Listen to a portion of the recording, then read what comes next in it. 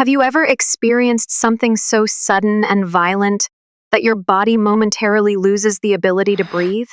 I was that person. My phone buzzed when I was half undressed for bed and sitting on the edge of my bed. A note from Elena, my sister. Maria, the first debated sending this. But you deserve to know. There was a 30-second video included. Now, I don't get excited by drama. Usually, especially at 1:47 in the morning, I steer clear of it like the plague. However, there was something about the message that made my chest feel constricted and uneasy. Like when you know you're going to see something you can't unsee. I hit the play button. Before focusing, the camera shook a bit. Sophia, my daughter, was seated on Elena's couch. She crossed her legs and held a glass of wine, as if she were on the set of The Real Housewives of Entitlement. My niece Carla, who was across from her, was increasingly uneasy. Then Sophia said something. My mother is a complete prank. At first, I didn't even think about the words. It was the nonchalant tone with which she spoke, dismissive, as if she were discussing a poor haircut rather than a person, not the one who genuinely sacrificed her life for her. God bless Carla. She tried to diffuse the situation. She's done a lot for you, so come on. I'm shocked that Sophia's eyes didn't fall out of her head after rolling them so forcefully. Please. She has never done anything.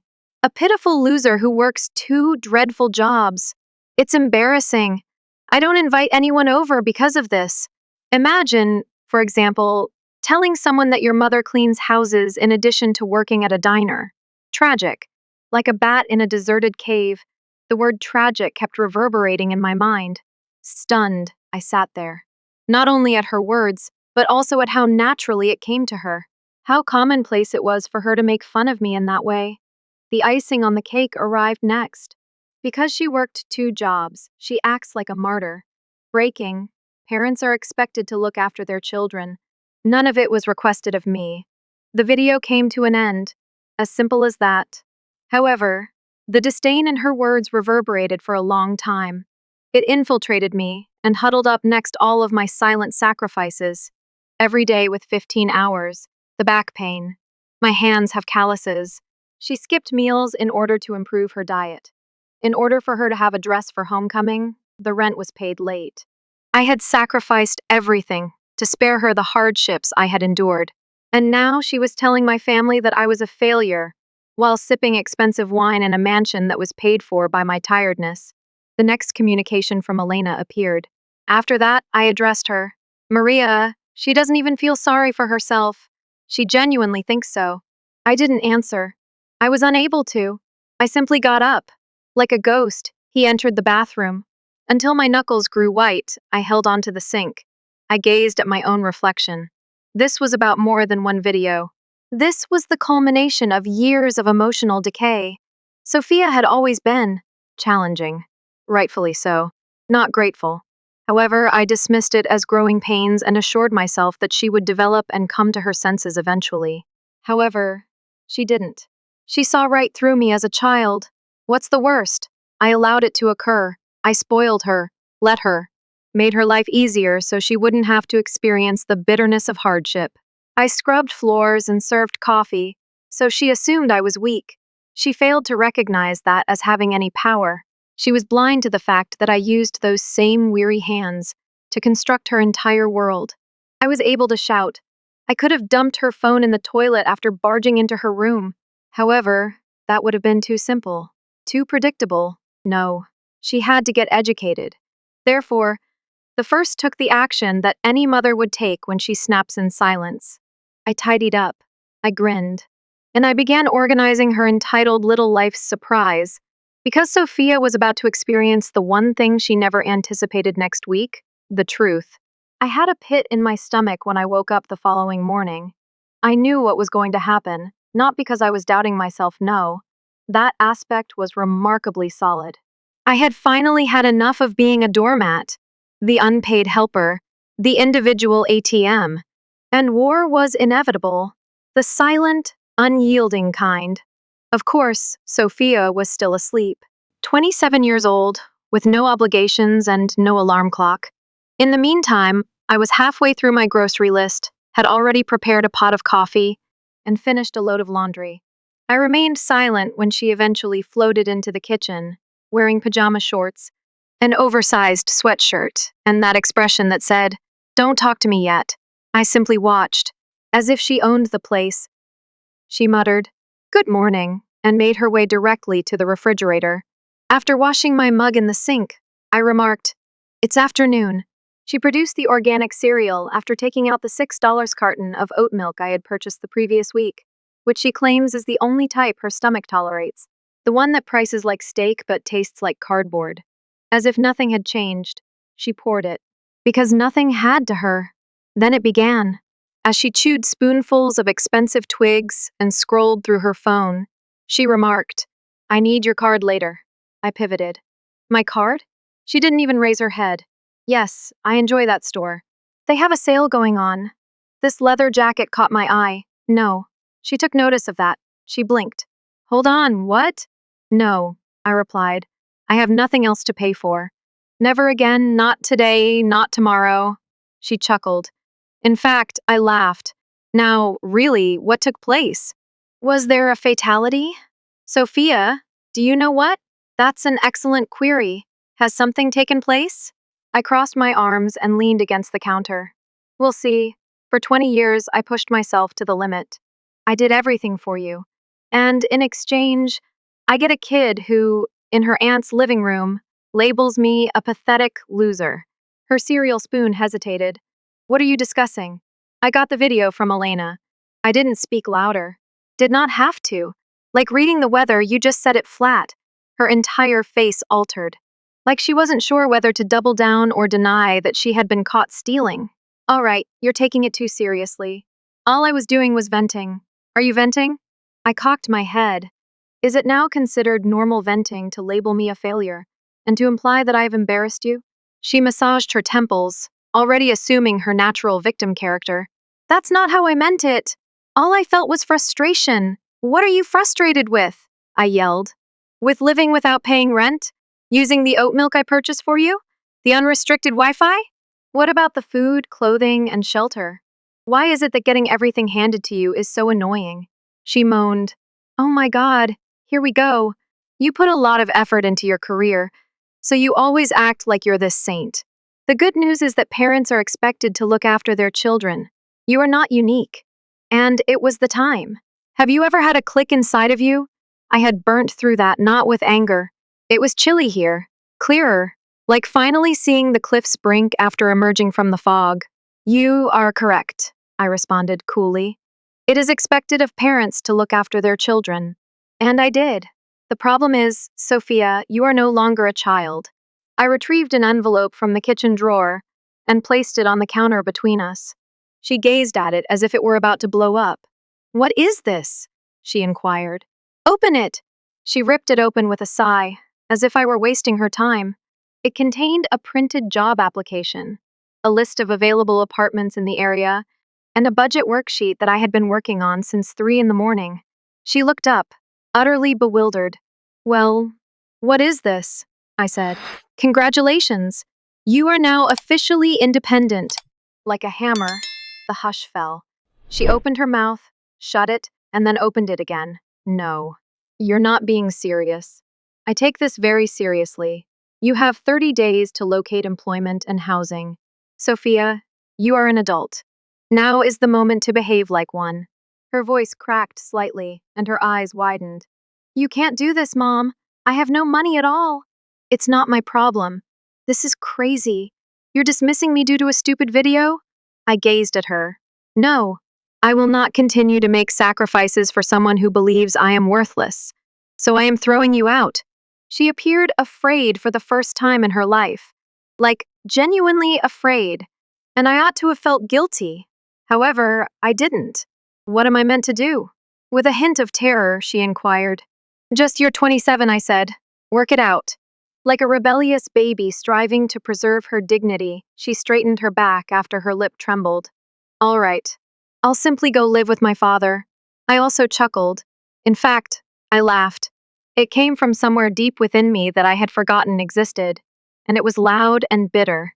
"Oh," I said. "My dear, that is the most hilarious thing you have ever said." Because her father, who left her when she was 5 years old and hasn't even sent her a birthday card since, wasn't coming to help her. I added, "Good luck with that," before turning around and leaving.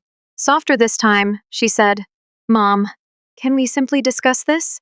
I paused in the corridor. I said, "We'll talk," without looking back. "After you decide where you want to live." I left her there after that. By themselves. For once. There was an uncanny silence that day. Sophia didn't leave abruptly. She didn't scream or weep. Like someone attempting to understand a language they never bothered to learn, she simply sat there and stared at the papers I gave her. She was not pampered. Nobody intervened. At last, she was really alone. The first genuine taste of adulthood she had ever experienced, I allowed her to sit in that moment. Sophia remained in her room the following morning, which was already unique. She would typically arrive at midday, as if she were coming down from Mount Olympus, phone in hand, immediately whining that she was starving, and asking what we had to eat, which meant the food I had purchased and prepared. However, that day, nothing.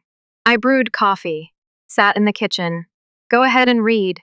To have something to do, I cleaned the same countertop repeatedly. Nothing has changed. The door creaked open at 1 p.m. There she was. She had heavy circles under her eyes, a hoodie that zipped all the way up, and no makeup. The type that partying doesn't provide. The type that results from overthinking. From looking at the ceiling at 3 in the morning. Searching for a way to unfuck your life. Advancement. "Good morning," she did not say. Didn't request funds. Went directly to the refrigerator and took out the same yogurt she always has. The one with the imported label and the ostentatious gold top. She opened it. Bite into it. I then extended my hand. "It will cost $3. With the spoon still in her mouth, she blinked. "What? $3? The expense was that much. You want to charge me for yogurt?" I gave a nod. "Be calm." Deadpan. "Yes." She laughed. "Really, Mom?" Very serious. "Sweetheart, welcome to adulthood." She looked at me as if I had gone crazy. However, I hadn't. I felt normal for once, unambiguous. As if reality and my brain had finally aligned. "You're acting absurdly." "No," I replied as I sipped my coffee. "It's absurd that I'm paying for everything while being called a failure in the group chat from my own family." Despite her hot cheeks, she remained silent. No return. Like a toddler who has just learned that cartoons aren't real, there's this mixture of confusion and rage. She hurried back to her room after slamming the yogurt down the counter. "All right, give it to her to sit with." That's what she needed, not pity or consolation, just silence. The type that makes you pay attention to yourself. By the third day, something changed. I expected to be alone when I entered the living room at 7 a.m., still feeling sleepy.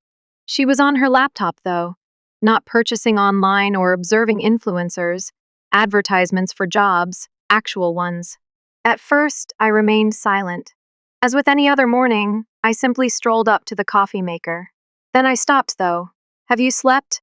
Her eyes were hot as she rubbed her face. "Not really." I gave a nod. "Stress causes you to do it. Greetings from the club." Her laughter was dry. Not a sass. Simply put, resignation. It was the most truthful thing I had heard her say in months. Excellent. Allow her to sense it. It was finally real, not because it was spiteful. No filtering, no changes. On the 5th day, she reported that she had a job interview. Shop. Downtown, there are a few boutiques. "Good luck," I said. Refused to give her a ride. Refused to assist her in getting ready. She claimed to be in control of it. Warning, she didn't. She appeared as though someone had used a rusty needle to burst her bubble when she returned home that afternoon. "How did it go?" Without raising my eyes from my book, I asked. "I wasn't hired by them." "Why?" She dropped her bag. "They said that I lacked experience. However, it's only a cashier position." Like, really? How difficult is it to scan a barcode? I gave a shrug. "Now you understand why people put in so much effort to get a job." She collapsed on the sofa. "This isn't feasible. Have you looked at the apartment listings I provided?" She laughed. "Indeed. Do you think I can make $1,500 a month on minimum wage?" I put my book down. "No. but perhaps now you see why I spent years doing two jobs." She remained silent. However, I could see the wheels spinning. The return to reality. She was quieter on day 7. Even more. On day 10, she began to lose it. A gentle knock on my door interrupted me as I was folding laundry. When I opened it, I saw her wearing a sweatshirt, her eyes crimson, and her speech barely audible above a whisper. "Can we have a conversation?" I gestured her in with a nod. She was seated opposite me. "Not a drama. Don't roll your eyes. Simply put, I'm afraid. Now I understand," she said, trembling voice. I said nothing at all. "Let her talk," she remarked. "I believed I was superior to you, since I attended college. As my friends were exempt from having to work, I pondered, I don't know. I assumed that life would be simple." She gave a sniff. "However, no one wants to employ me. It's all costly. I'm also worn out. Always.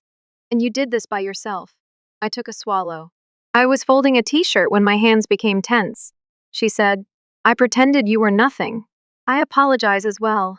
Indeed, I am. And I believed her for the first time in years. "At last," I answered, "I never wanted this for you. However, I raised someone who believed that room service was the norm, because I shielded you so much." She cast her gaze downward, didn't dispute. I observed her. No cosmetics, no attitude. A girl who had been humbled at last. Before learning what yes truly meant, the girl wanted the world to say no. "Can I begin again?" she inquired. I leaned back and observed her intently. "It depends," I said. "Are you prepared to adapt?" She gave a quick nod. "Indeed. I promise. Indeed." I grabbed her hand and gave it a squeeze. "Then let's begin anew. The problem with revenge is that true retaliation doesn't involve shouting.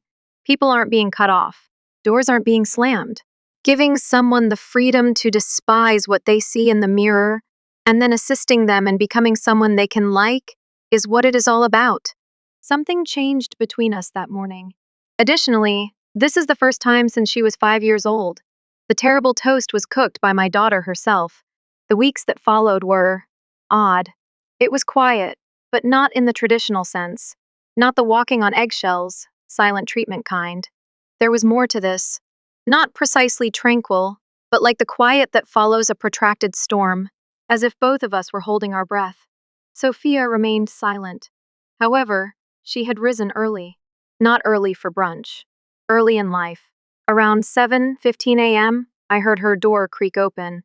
My initial thought was that she needed a handout, a card, or a ride. However, she entered the kitchen, made toast without saying a word. Simply toast.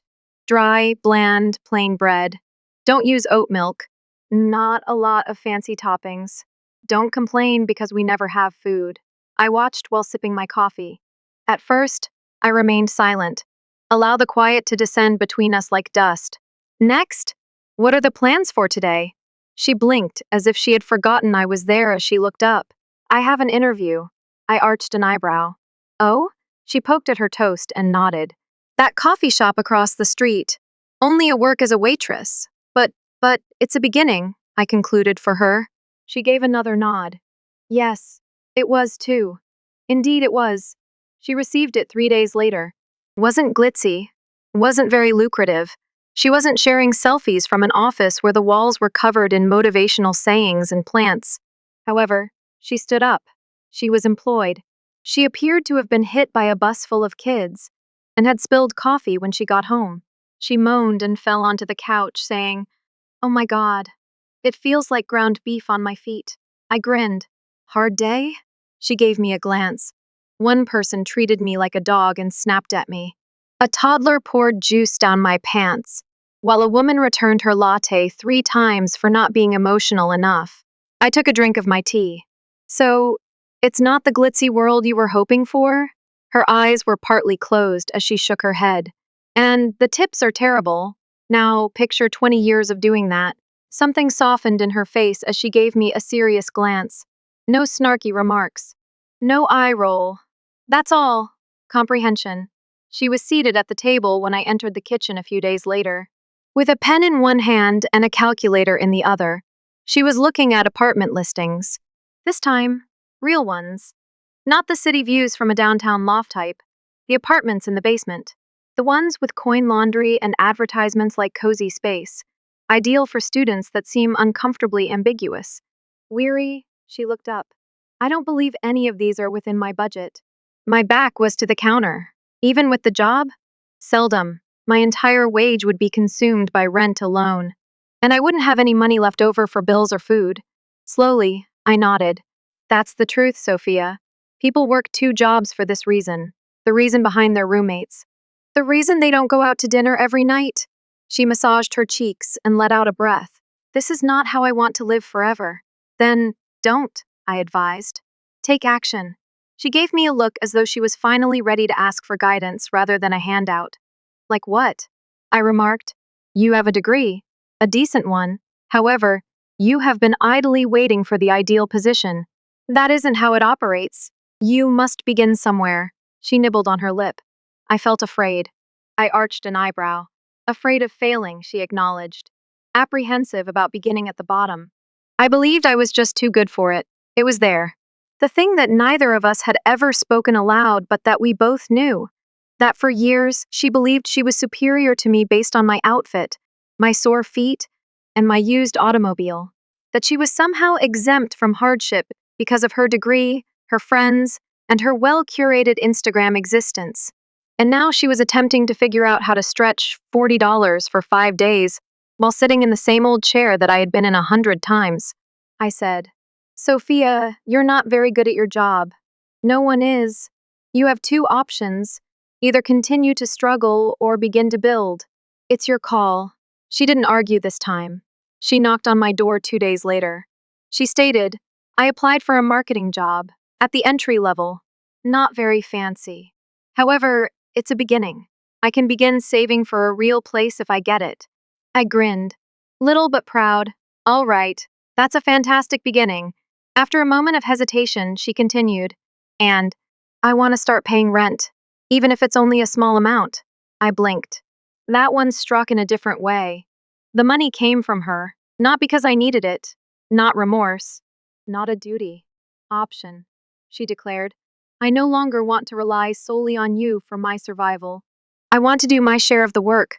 I saw the real her for the first time in years. When she was younger, I used to get glimpses of her, prior to the attitude. She was owed anything before the world told her. I approached her and touched her shoulder. All right, I muttered. We'll begin modestly. We'll see how it works, and you give what you can. She gave a nod, as if she were making a deal with herself. Thank you for not giving up on me, she said after that. I took a while to reply, squeezed her hand. I was surprised by how tight my throat was. I nearly did, I muttered. However, I preferred that you awaken first. She gave me her first hug that evening. Don't apologize. No words. Just a hug. I heard all I had been waiting for in her quiet. The rhythm shifted 3 weeks after she began working at the cafe. Sophia always woke up early. She prepared her own food, bought her groceries, even made the offer to purchase the less expensive brand of toilet paper, and did so without objecting. She began displaying receipts to me, not in a showy, look what I'm doing manner, just in silence. As if she were restoring confidence one tiny deed at a time. To be honest, I didn't initially think it was true. I assumed it was guilt, or a stage, or a slow-fused grown-up tantrum that is delayed. Then Sunday night arrived. She entered with 2 dishes as I was arranging the table, alone with my thoughts. She said, I prepared dinner. A bit uncomfortable, a little arrogant. I examined the plates. Chicken that has been roasted. Vegetables.